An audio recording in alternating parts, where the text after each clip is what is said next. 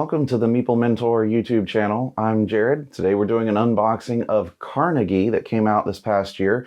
Artworks by Ian O'Toole, and this is designed by Xavier Georges. I got the chance to play this over the weekend at a board game convention, and we liked it so much that I immediately bought it. Now, I did hear good things, which is why I was interested. So this is published by Pegasus Spiele. I'll read the back, and then we'll get right into unboxing it.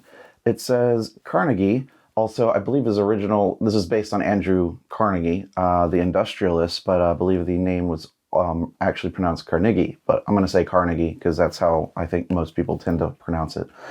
Carnegie was inspired by the life of Andrew Carnegie, who was a major player in the United States steel industry. Carnegie was not just one of the richest men in the world, he was also a philanthropist and supporter of social causes. In this elegant and interactive management game, players compete to grow their companies through shrewd investments in real estate, industry, and transportation.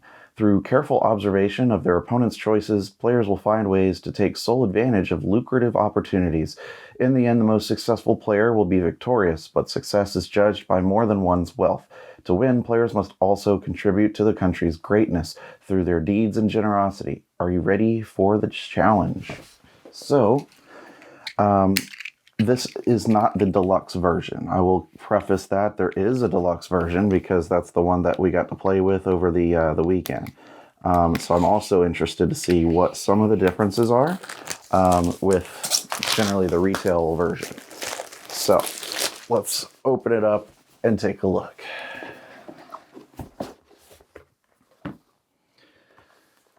Okay, so we have the German and English rule books. I'll set aside the German one for now and we'll take a look at the English. We've got some turn reference, setup reference, and icons on the back. There is a solo game mode, which of course I haven't tried. Some description of the tiles and then each of the main actions you can play and do on your turn. And setting up. So it's actually pretty straightforward. Looks really good. The paper is like kind of I don't know, it's just like, it's hard to describe. It's a different kind of paper than I would expect. So right on top, we've got a bunch of these pieces. So we can take a look over here. So we've got the action token selector, which the deluxe edition was metal. Then we've got these, which are the actions that get randomized onto a display. And then we have the first player token, the railroad. Now I believe we're gonna need to get some stickers out on this thing so that you know which action token is which. We have a lot of discs, and you're gonna need a lot of discs in this game for each person. But these are, your basic cylinders, painted wood. So you've got your blue, yellow, white, and gray, which, not my favorite choices of colors to be for players, but, you got to go with what matches with the theme and the current art of how the board looks and everything else. So we've got some cards. Let's see if I can break this open.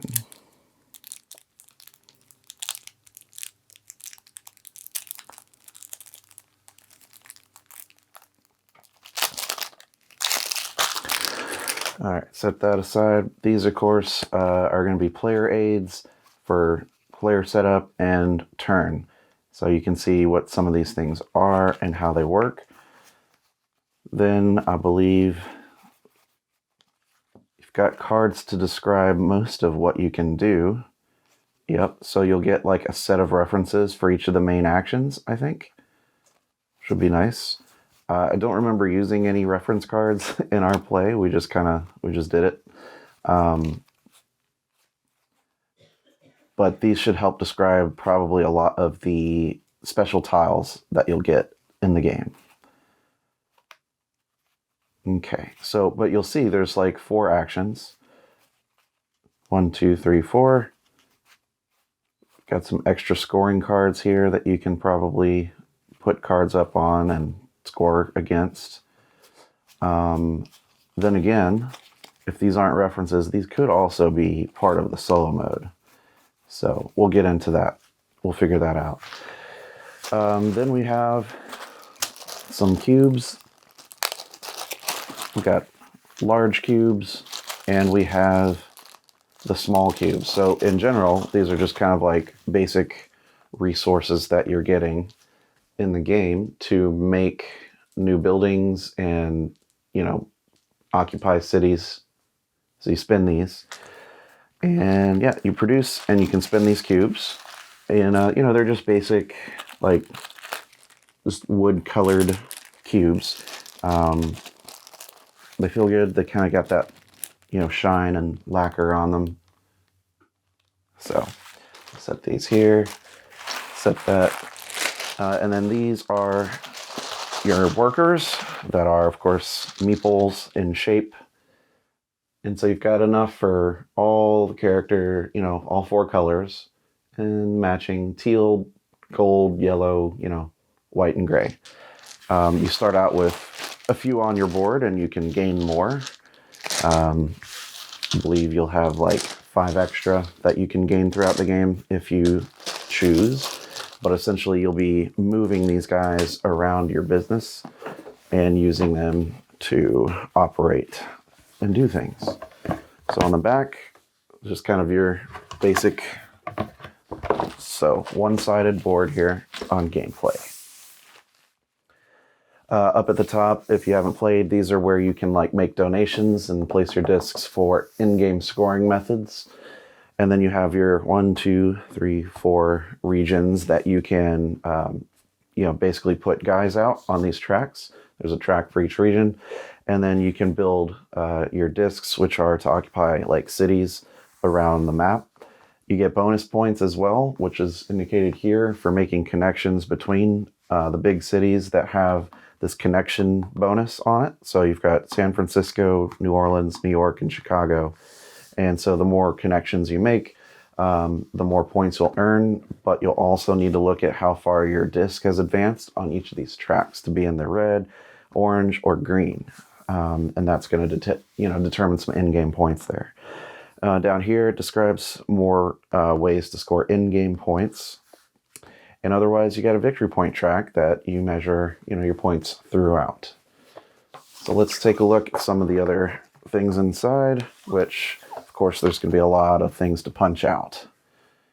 Okay, so you've got some, you know, some tiles to punch. You have, these are your action board things that you will randomize and put 4 out in your game. This goes on the left of them. This goes on the right of them.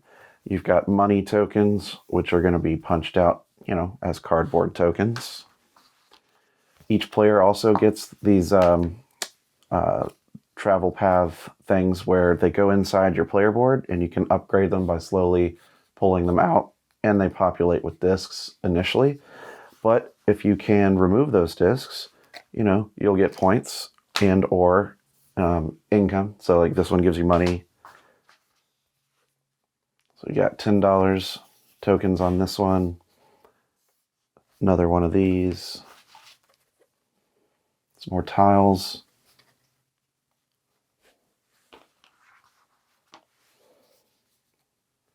These are things that you can add to your building or your business. That gives you extra ability actions to perform whenever that symbol action is chosen. And it's one of those games where when one player chooses the action, they start doing with that action, and then everyone else does it in turn order. So a lot of things happen every turn. There's very little downtime, if any, because of that fact. So over here on the side, I can see we've got the stickers to put onto those action tokens. And then lastly, you've got player boards. And so you've got the yellow one, the black, the teal, and the gray. And what's unique of these is they have those slots in it. So it is like a dual layer board, but not to put stuff on top. It's to put stuff in here and be able to slide it. And that's where, you know, these things go. So for example, this goes up here and slides in. And so as you upgrade it, you know, you pay it, and then it comes out, and then you get a disc on there, and then you put it out, you get another disc on there. And once they're removed, whenever you do an income, you get to collect what's on there. And that goes for 4 of them. So every player has 4 of these that come out. But that's a really fun game. I really enjoyed it, and I think it's got some really interesting ideas and concepts. Plus, it looks really nice, and of course, that's because Ian O'Toole did the artwork. Big fan of his art. So this is everything that comes in the retail copy of Carnegie. So I'm looking forward to trying it again and getting this to the table. So if you're a big fan of Carnegie, let me know. Leave me a comment on what your favorite part of the game is, and if you picked up the deluxe version or not. But please stick around on the channel for more content, including unboxings. But we do news, board gaming news, every other week. We, of course, do 2 tutorials a month, videos that are fully in-depth, including all the variants and solo modes, and much, much more. So I've been Jared. I'll see you in the next video. Bye-bye.